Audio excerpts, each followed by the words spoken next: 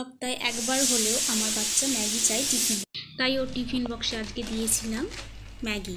তো চলুন ম্যাগিটা আপনাদেরকে শেয়ার করছি কেমনভাবে আমি ওকে দিই। ম্যাগিটা কেটে জল গরম করে ম্যাগিটা হচ্ছে, এবার আমি প্যাকেটটা কেটে ম্যাগিটা গরম জলের ভেতরে দিয়ে দেবো।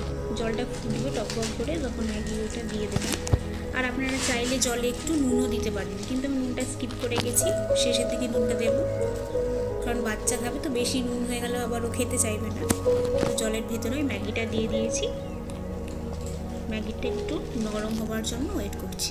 নরম হয়ে গেলে এটা আমি ঢেলে নেব। এবার আমি নুডলসটা ঢেলে নেব, জলটা যাতে বেরিয়ে যায়।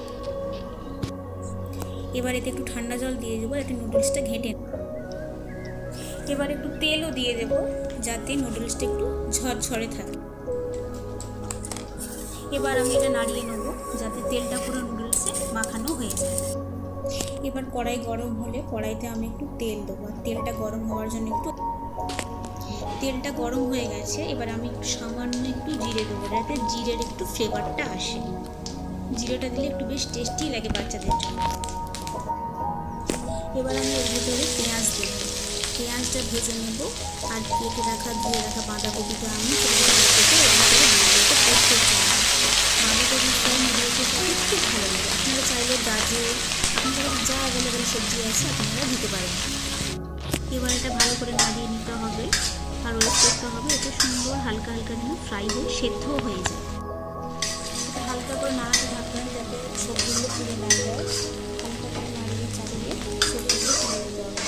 আর এতে সামান্য একটু নুন দেবেন যাতে সবজিগুলো ভালোভাবে নুনটা ওর ভেতরে ঢুকে যায়, কারণ বাচ্চারা খাবে তো ওদের অসুবিধা হয় না, ওদের মুখে যেন মুখরোচক লাগে জিনিসটা।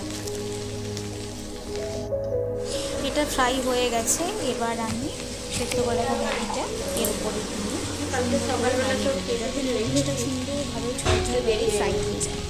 ততক্ষণকে নাড়তে হবে সুন্দরভাবে। আর আপনারা কীভাবে নুডলস বানান আমার কিন্তু অবশ্যই কমেন্ট বক্সে আপনারা জানাবেন। নুডলসটা নাড়ানো হয়ে যাওয়ার পরে আমি এতে টমেটোটা একটু দিয়ে দেবো। টমেটোটা দিয়ে দেওয়ার পর এবার একটু ম্যাগি মশলা দিয়ে দেবো। ম্যাগি মশলাটা দিলে এর ফ্লেভারটা আসবে। তো ম্যাগি মশলাটা আমি সুন্দর করে এতে চারপাশে ছড়িয়ে দিলাম। মশলাটা দেওয়ার পরে সুন্দরভাবে এটা নাড়াতে থাকতে হবে যাতে মশলাটা ম্যাগির ভিতরে সমস্তভাবে ছড়িয়ে যায়। সুন্দর করে এটাকে নাড়তে থাকতে হবে। আপনারা চাইলে চাউমিন দিয়ে করতে পারেন, আরও টেস্টি হবে। আর সব রকম সবজি দিলে তো আরও ভালো লাগে। এখানে আমি ডিমও দিচ্ছি না, ডিম দিলে আরও টেস্টি হবে এখানে। আর প্রথমে নুডলসটা সেদ্ধ করার সময় হালকা নুন দিয়েছিলাম, আর নুনের জন্য শেষে নুনটা আমার হয়ে গেছে। এটা আমার সুন্দরভাবে হয়ে গেছে। এর উপরে আমি একটু কেচাপ দিয়ে দেবো টেস্টের জন্য। আপনারা চাইলে নাও দিতে পারেন, এটা স্কিপ করতে পারেন। তৈরি হয়ে গেছে একদম বাচ্চাদের